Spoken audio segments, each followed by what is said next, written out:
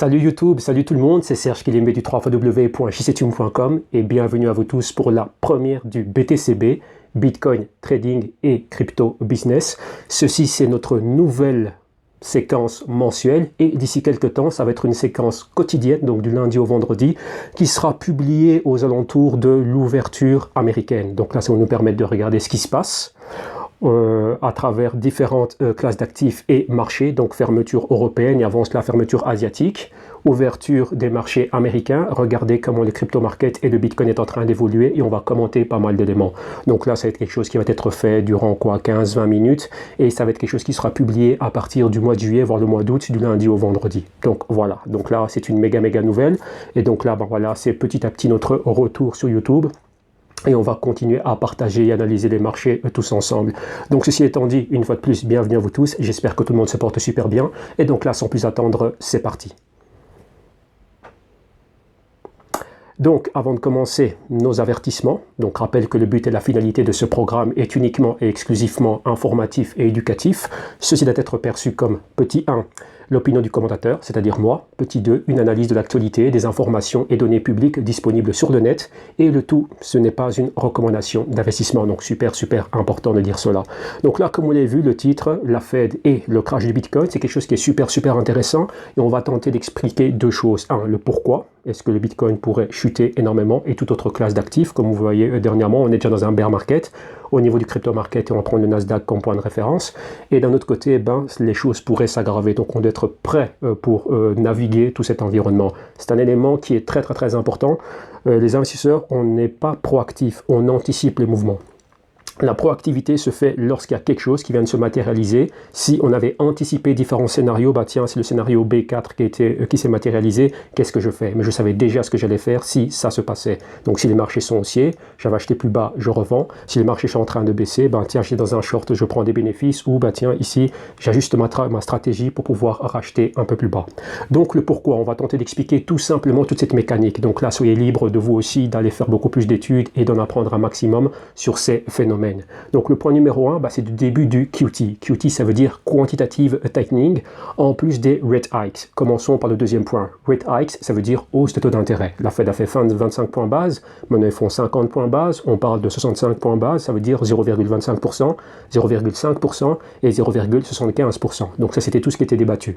Maintenant, on sait bien, et je l'avais montré à maintes reprises, donc allez revoir les anciennes éditions, donc celles du mois de mai, celles du mois d'avril et d'autres publications qui sont disponibles gratuitement sur le site du www.jctune.com ou fouillez dans notre galerie ici sur YouTube, vous allez voir qu'on avait déjà expliqué cela à maintes reprises.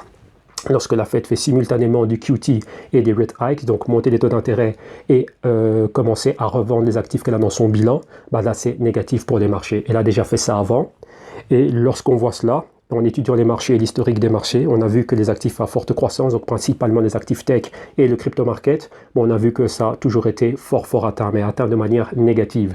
Donc maintenant, nous anticipons, rappelez-vous le mot anticiper, nous anticipons des effets similaires. Donc on est sur nos gardes. Donc ça, c'est le point numéro 1.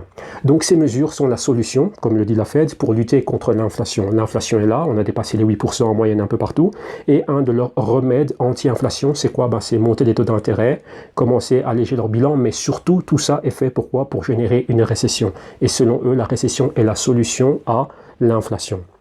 Maintenant, ça aura des impacts sur les marchés. Qui dit récession, c'est souvent accompagné d'un bear market. Maintenant, on est déjà en bear market, donc les marchés anticipent déjà la récession, ont déjà commencé à réagir, c'est-à-dire à chuter. Ça pourra encore aller plus bas, vu que quoi? Pour le moment, on n'a pas encore capitulé. Quand je dis capituler, qu'est-ce que ça veut dire? On n'a pas encore prononcé ouvertement que nous sommes en récession. Maintenant, c'est la panique et on va dire l'anticipation d'une récession. Et si vous écoutez les économistes, Jay Powell, Jamie Dimon, enfin beaucoup de participants, institutions financières et corporations, ils parlent tous de récession. Donc ça, c'est un élément qui est super clair. Donc là, lorsqu'on voit cela, nous on se dit, ok, il faut qu'on commence à prendre position par rapport à cela. Donc là, c'est un point clé qui peut générer quoi? Un crash du Bitcoin. Numéro 2, sentiment de capitulation, comme je l'avais déjà anticipé il y a quelques instants. Sentiment de capitulation et consensus sur l'évaluation des actifs, principalement des growth tech stocks. On ne peut pas dissocier le Bitcoin des entités tech. Donc on prend comme indice le Nasdaq. Pourquoi? La plupart de ces entités qui sont exposées au Bitcoin ou qui mettent sur pied l'infrastructure Bitcoin cotisent au Nasdaq. On prend Coinbase, Nous prenons Block Inc., qui est l'entité, donc la maison mère de Square, donc l'application Square avec Cash App où on utilise beaucoup de BTC. On peut parler de PayPal qui a des services Bitcoin aussi maintenant. Nous pouvons parler de Robinhood aussi où on trade, enfin c'est un broker, donc il y a pas mal de, il y a des wallets maintenant, ils sont exposés aux cryptos, tout ça, on trade de Doge, le Bitcoin, etc. Nous pouvons parler de MicroStrategy qui est une corporation qui détient beaucoup de Bitcoin dans leur bilan. On peut parler de Tesla aussi qui détient aussi pas mal de BTC dans leur bilan et voilà. Et d'autres entités qui font pas mal de choses, donc des hedge funds qui sont exposés au BTC, des asset managers, il y en a pas mal, BlackRock entre autres, et d'autres boîtes comme Goldman Sachs, JP Morgan et tout ça, Silvergate qui offrent des services reliés aux cryptos. Et sans compter les mineurs, Marathon, Riot, des entités spécifiques, Galaxy Digital, Voyager, il y en a plein, Hive, Bitfarms et tout ça et tout ça. Donc il y a beaucoup d'entités et principalement sur des entités tech et elles sont reprises dans l'indice Nasdaq, ok, principalement. Donc vous voyez que ça fait beaucoup. Donc tout ça c'est fort corrélé. Et maintenant nous avons un sentiment de capitulation. On se dit bah tiens, elles étaient surévaluées. Elles ont été touchées très fort, donc là c'est elles qui ont chuté le plus. Le Nasdaq est déjà en bear market, suite à quoi? Suite aux actions de la Fed, c'est-à-dire monter les taux d'intérêt. Donc vous voyez que tout ça est lié, tout ça est corrélé. Donc poursuivons. Ici, quelques indices par rapport à cela. Donc, on a parlé de la Fed. Donc, ici, la Fed, Powell says the Fed will keep raising rates until inflation falls. Donc, clairement, ça vient backer ce que j'ai dit. La solution contre l'inflation, c'est générer une récession. Et générer la récession à travers quoi? Hausse de taux d'intérêt. Et maintenant, ils ont commencé le QT. Donc, depuis le 1er juin, ils ont commencé à alléger leur bilan. Le bilan qui est proche des 9 000 milliards de dollars. Ça fait beaucoup. Et on pense que durant l'ancienne crise, donc avant la crise de 2009, le bilan était sous les 1 000 milliards de dollars. Et c'est monté à 4 500 milliards de dollars. Et il voulait alléger cela de près de 50% aux alentours de 2018-2019. Vous avez vu ce que ça donnait au niveau du crypto market. Sans oublier les tensions géopolitiques et tout ça. Maintenant, on a exactement les mêmes ingrédients sont présents aujourd'hui. Ok, donc il y a pas mal de gouverneurs de la Fed, vous voyez qui vous parlent d'inflation, taux d'intérêt, encore ici Jay Powell, donc là ici Money Moves, the market before Fed hikes interest rates, vous voyez que ça fait bouger les marchés, donc la Fed c'est vraiment le catalyseur le plus important. D'autres participants, enfin d'autres membres de la Fed qui nous parlent de cela, donc fighting inflation, etc. Donc vous voyez, not stock prices, en gros qu'est-ce que ça veut dire? C'est que la position que la Fed a maintenant, c'est une position qui favorise beaucoup plus l'économie en luttant contre l'inflation. Et la solution, rappelez-vous, c'est générer une récession. Et non faire du QE qui favorise les détenteurs d'actifs financiers. Donc bien évidemment, on a vu que lorsque la Fed est en train de faire du QE, expansion de leur bilan, je l'ai montré à maintes reprises qu'il y a une forte corrélation entre l'expansion de leur bilan de 4 500 milliards à 9 000 milliards de dollars et l'appréciation d'actifs crypto. Actifs crypto, Bitcoin, Coinbase, enfin tout ce que vous voulez, enfin tout ce qui est relié aux crypto. Ok, donc c'est un élément qui est très important. Et ici encore une fois, vous voyez tout ce qui concerne l'inflation. Madame Janet Yellen qui était à la tête de la Fed il y a quelques temps, maintenant elle est à la trésorerie américaine, elle aussi ils disent tiens, on a fait une erreur contre l'inflation. Donc qu'est-ce que ça veut dire? Il faut qu'on fasse beaucoup plus. Donc là, says the administration is doing all it can. Donc clairement, ils vont faire tout ce qu'ils doivent faire pour lutter contre l'inflation. N'oubliez pas que la clé, pour eux, selon eux, c'est une récession. Et une récession est toujours accompagnée d'un bear market. Ou, clairement, ça peut être le fruit du bear market, et vous voyez qu'on est déjà dedans. Avec ça, qu'est-ce qu'on voit? Pas mal d'explications. QT, what it means, qu'est-ce que ça veut dire? Et on parle de 2 000 milliards de dollars en cash qui pourraient bouger. Donc ça, c'est un rapport qui a été fait, par Bloomberg, mais on ne va pas reprendre tous les points. Mais vous comprenez que c'est vraiment ça qui est discuté. Donc vous voyez que on n'est pas spécifiquement en train de regarder les données en chaîne du Bitcoin, donc le nombre de wallets, les transactions, le hash rate, ceci, cela, mais avec le Bitcoin est impacté par d'autres éléments. Dans l'ancienne édition, celle du mois de mai, j'avais clairement montré que tout ce qui se passe au niveau macroéconomique, c'est ce qui a impacté le plus le BTC. Bien évidemment, il y a des éléments clés comme l'explosion du Terra Luna, qui était un grand détenteur de BTC, ils ont dû revendre cela, donc ça aussi, ça a généré pas mal de mouvements, mais c'était quelque chose à court terme. Sur le moyen terme et long terme, c'est vraiment l'aspect macro qui domine, donc là qui est le catalyseur le plus important. Donc vous voyez qu'il y a pas mal de points qui avaient été publiés dans ce rapport et on parle clairement le QE, Quantitative Tightening, qu'est-ce que ça fait, quelles sont les applications, quand est-ce que ça va commencer, etc. Et ensuite on vous parle de liquidité. Lorsque les marchés baissent énormément, c'est qu'il y a une crise de liquidité. Donc tout ça, ce sont les points qui vont impacter les marchés. Et rappelez-vous que Bitcoin maintenant fait partie des portefeuilles macro de pas mal de hedge funds. Quand je dis macro, c'est on opère dans le pétrole, les compagnies pétrolières, dans les taux d'intérêt, dans les bons, on a du Bitcoin, on a du Nasdaq, etc. Bitcoin est là aussi. Donc s'il y a une crise de liquidité et que la Fed commence à faire son tightening, tout ça va converger et la corrélation sera de 1 ou on va dire proche de 100%. Ce qui fait qu'on va se défaire des actifs et Bitcoin fera partie des actifs dont on va se défaire.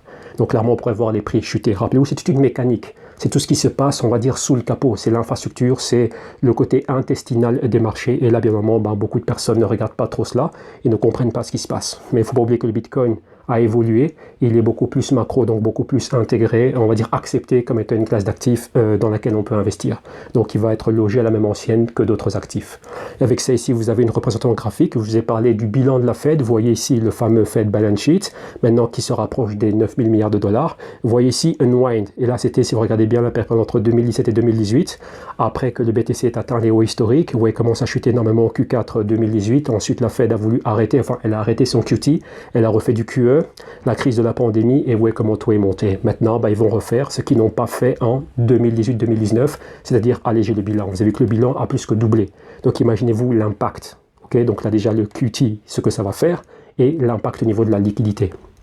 C'est un élément qui est super important. Donc là, vous voyez qu'on a pas mal de points. Maintenant, ici, qu'est-ce qu'on a? Je parlais de capitulation au niveau des grands financiers. La personne que vous voyez à l'écran, c'est M. Scott Maynard, qui est le CIO de Guggenheim, comme vous le voyez ici. Donc, c'est le chef des investissements de Guggenheim. Ils ont opéré en Bitcoin. Vous voyez que déjà le Bitcoin est devenu macro, donc des grandes institutions financières opèrent dans le BTC. Et qu'est-ce qu'il dit? Lui, ça c'était lors de la semaine de Davos, donc fin du mois de mai. Et il dit quoi? BTC pour atteindre les 8 000 $. On se dit, waouh, c'est violent. Mais vous voyez que ce qu'il a dit, ça a fait écho. C'était repris par CNBC, par Bloomberg et tout autre canal financier. Et on se dit, tiens, mais qu'est-ce qui se passe? Comment est-ce que ça pourrait atteindre tout cela? Il en a parlé énormément. Et qu'est-ce qu'il dit? Minor is referring to the US Federal Reserve. Encore une fois, c'est la Fed. Hiking interest rates and tightening. Donc vous voyez que clairement, l'élément clé, le catalyseur principal, c'est les actions de la Fed. Et vous voyez que ça, tous ceux qui opèrent à un certain niveau financier, donc pro ou pas pro, ils savent ce qui va se passer. Donc lorsque vous voyez ça, vous savez qu'il y a une raison pour laquelle le BTC pourrait chuter. Ok, vous voyez qu'il n'a pas parlé de hash rate, le nombre de wallets, ceci, cela, etc. Non, clairement, c'est la Fed. Donc, on est dans de la macro ici. On a vu quel est le problème. Maintenant, la clé, c'est quoi? C'est apporter une solution. Comment en profiter? Petit 1, shorter les marchés. Donc, ceux qui savent shorter les marchés, bien évidemment, ça va être une vision court terme, moyen terme. Ça peut être quelques jours, quelques semaines, quelques mois, on va dire, pendant que tout cela va se passer. Donc, le BTC, où il est maintenant, s'il atteint les 20 000 ou s'il va plus bas, comme le dit M. Scott Maynard, qui peut atteindre 8 000 $, il y a moyen de faire quelque chose.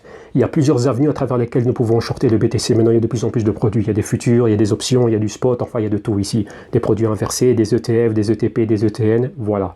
Et petit 2, c'est quoi? Se maintenir sur le côté. Donc, ceux qui ne savent pas faire cela, c'est-à-dire shorter, etc., qui ne veulent pas se casser la tête, c'est attendre tout simplement. Attendre qu'il y ait une capitulation qui est un extrême FUD, donc Fear, Uncertainty and Doubt. Donc, clairement, du Fear à l'extrême. Et maintenant, c'est quoi? Se maintenir sur le côté avec du cash malgré l'inflation. Pourquoi? Parce que ce cash, par après, va être réintégré, réinjecté dans les marchés. Et lorsque les choses s'apprécient, donc lorsqu'on repart dans un nouveau cycle haussier, économie haussière et tout ça, il y a un nouveau bull market, l'appréciation va être super intéressante. Ok, donc quelque chose qui était à 50, qui chute de 50%, donc 50 ça arrive à 25, de 25 pour ça récupère 50, c'est un 100%, donc on fait un x2. Ok, donc x2, c'est faire 100%, et s'il y a 10% d'inflation, pour faire simple au niveau des chiffres, vous êtes largement compensé. Maintenant, si BTC arrive à passer ses hauts historiques, ça peut faire x2, x3, x4, je ne sais quoi. Maintenant, c'est à nous à être intelligents et chercher les actifs qui ont ce genre de profil. Et il y en a pas mal. Donc là, c'est à vous à faire le travail. Nous, c'est ce qu'on fait en interne. Donc là, si vous voulez voir comment on le fait, vous venez, vous souscrivez, vous prenez une souscription à l'un de nos services et vous verrez clairement comment on le fait au quotidien. Donc voilà, donc numéro 2, se maintenir sur le côté, avoir du cash et attendre des points d'entrée qui sont beaucoup plus favorables. Et ça, c'est selon votre profil et selon votre système. Donc vous voyez qu'il y a un problème, nous l'avons identifié, nous voyons ce qu'en pense tout le monde, donc l'aspect consensus, et nous on apporte une solution, comment on va pouvoir tirer avantage de cela, et on y va. Si vous ne savez pas par où commencer, faut déjà commencer par s'éduquer, et ensuite vous allez voir, comme Néo dans Matrice, vous allez commencer à voir le code, et vous allez comprendre ce qui est en train de se passer. Donc là, je répète, donc ce qui short, c'est une vision court terme, moyen terme, de quelques jours, quelques semaines, voire quelques mois, le temps que cela dure. Et ensuite, ceux qui veulent acheter, donc attendre sur le côté, avoir du cash et réinjecter le cash à des niveaux bien plus bas, donc Bitcoin aux 20 000, aux 15 000, aux 10 000, aux 12 000, on verra, il va arriver où. Clairement là, c'est une vision long terme. Et troisième point qui est le plus important, être ultra focus, c'est-à-dire être concentré, ne pas être dispersé ni distrait. Ok, donc voilà. Maintenant, avec ça, une représentation graphique. Donc là, nous allons en Bloomberg. Et ici, qu'est-ce que nous voyons? Nous avons le year to date. Donc depuis le mois de janvier, qu'est-ce qui se passe? On a pas mal d'actifs ici, vu qu'on regarde les choses au niveau macro. Donc nous avons le BTC en noir, qui a chuté de pratiquement moins 36%. Vous l'avez ici. Nous avons le 10-year. Donc on a parlé des rates. Donc là, lorsque la Fed fait pas mal de mouvements, ces mouvements ont des répercussions sur toutes les classes d'actifs. Et une classe d'actifs qui nous sert d'indicateur, c'est le yield. Donc le taux d'intérêt de la note gouvernementale américaine de 10 ans. Donc là, c'était une note de référence. Et vous voyez que le 10-year est monté énormément. Donc, qu'est-ce qu'on veut voir ici? Vous avez vu que le yield, donc le taux de rendement des bons est monté. Donc là, c'est la note à 10 ans. clairement, un indicateur, ce serait quoi? Voir la note repivoter, donc rechuter, et voir d'autres actifs commencer à monter. Donc ici, vous voyez qu'on a Bitcoin qui est en baisse, pratiquement moins 36% depuis le 1er janvier, donc bear market. Coinbase qui met sur pied l'infrastructure BTC, moins 73%, donc c'est violent. Riot qui est un gros mineur Bitcoin, là, moins 72%, et le Nasdaq, moins 23%, donc c'est clairement un bear market. Et vous voyez que corrélation négative avec le 10-year. Donc si le 10-year chute, là, il se peut que ce soit un bon indicateur de quoi? Que ces actifs pourraient recommencer à monter. Mais ça va prendre du temps, c'est pas quelque chose qui est fait du jour au lendemain. Donc il faut être ultra focus par rapport à cela. Ok? Donc vous voyez ici, comme j'expliquais, si Coinbase se récupère, il y a pas mal de gains qui peuvent être faits. Riot, si ça se récupère, ça peut être intéressant. Le Nasdaq, si ça se récupère, ça peut être intéressant. BTC aussi. Et un exemple, par exemple, ici, shorter les taux d'intérêt ou acheter des bons, donc acheter le 10-year, donc la valeur nominale du bon, qui est en corrélation négative, donc qui opère à l'inverse. Donc si les yields montent, la valeur nominale du bon baisse. Donc clairement, acheter le bon par après. Donc vous voyez qu'il y a plein de choses que l'on peut faire. Et bien normalement, ça c'est à vous à trouver, on va dire, votre filon, votre niche et déployer votre savoir. Ok? Donc voilà, pas plus de choses que ça. Je pense qu'on a fait un très bon résumé. Il y a plein de choses dans nos galeries qui sont disponibles publiquement, donc toutes les vidéos qui sont gratis. Venez, regardez, donc à travers le www.jctum.com, ici même sur YouTube, regardez ce qui se passe. Et voilà. Et si ça vous intéresse, vous pouvez venir avec nous. Et donc là, voir tout ce qui se passe entre parenthèses en coulisses. Il y a pas mal de souscriptions et promotions qui vont être lancées. Certaines ont déjà commencé à partir du mois de juin. Mois de juin, c'est tout ce qui concerne les consultings. Donc là, c'est ce que vous avez là. Vous suivez les liens, ça va vous renvoyer sur la page. Et ensuite, on a le lancement de pas mal de segments. Donc il y a un segment crypto spécifique qui va être fait pour tous ceux qui sont souscrits au JCTube. Donc on va aller beaucoup plus en profondeur. Et comme je l'ai dit ici, nos fameux BTCB, il y aura un petit segment qui va être publié gratuitement sur YouTube, on va dire du lundi au vendredi. Donc là, voilà, juste pour être là, apporter un peu, on va dire un peu de sauce, un peu d'intel à tout le monde. Et ensuite, ceux qui veulent aller en profondeur, ils sont libres de venir nous rejoindre au sein du jctum.com et on sera ravis d'être avec eux. Ok? Donc voilà. Donc là, vous avez tout ce qu'il vous faut pour nous contacter. La page internet, l'email, le téléphone du lundi au vendredi et on est là. Ok? Donc voilà. Un grand merci à vous tous et soyez ultra focus. Attendez, je vais remettre ma tête afin que tout le monde puisse me voir. Caméra, voilà, comme ça on s'est dû revoir correctement. Donc là je vais mettre sur Monsieur Jay Powell, voilà. Donc voilà, on a apporté ce qu'on pouvait apporter en termes d'analyse, d'intel et d'information. Maintenant la balle est dans votre camp et rendez-vous au prochain Bitcoin Trading et Crypto Business. Donc là très bientôt, n'oubliez pas que durant l'été ça va être quelque chose qui va être publié du lundi au vendredi aux alentours de l'ouverture du marché américain. Et pour ceux qui veulent aller beaucoup plus en profondeur, vous avez tous les liens, vous savez ce qui se passe. Donc n'hésitez pas à venir au www.jctum.com, vous allez pouvoir voir ce qu'on fait. Il y a 2 segments complets qui sont disponibles, donc vous suivez les liens, vous allez pouvoir tomber dessus, comme ça vous allez voir qu'est-ce qu'on fait au quotidien, donc du lundi au dimanche. Il y a beaucoup de choses qui se font. Ok, donc voilà, merci à vous tous, focus et à très bientôt, bye bye.